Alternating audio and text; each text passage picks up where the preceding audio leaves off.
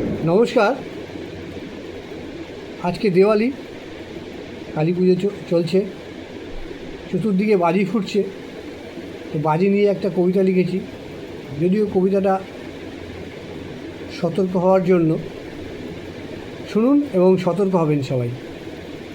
কবিতাটার নাম হচ্ছে বাজি, শিবশঙ্কর ভট্টাচার্য।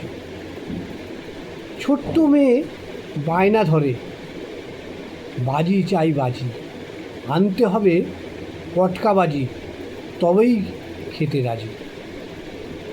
চাই আমার চরকি বাজি, রকেট দোদমা, রং মশলা তারাবাতি, নইলে কিছুই খাবো না।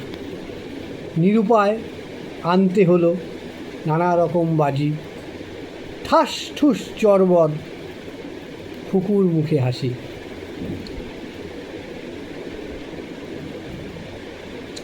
হাসি হাসি মুক্তি করে বাবার দিকে চায়, বাজির আলোয় ফুকুর মুখে খুশির বন্যা বয়।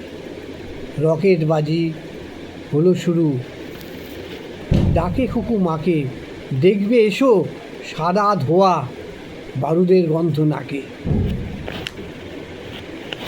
কাচের বোতল নড়ে গিয়ে রকেট গেল হেলে, জ্বলন্ত বাজি সোজা গিয়ে রান্নাঘরে জ্বলে। আগুন আগুন চিৎকার, সবাই ছুটোছুটি, সব কিছু পুড়ে ছাই। খুকু গুটিসুটি।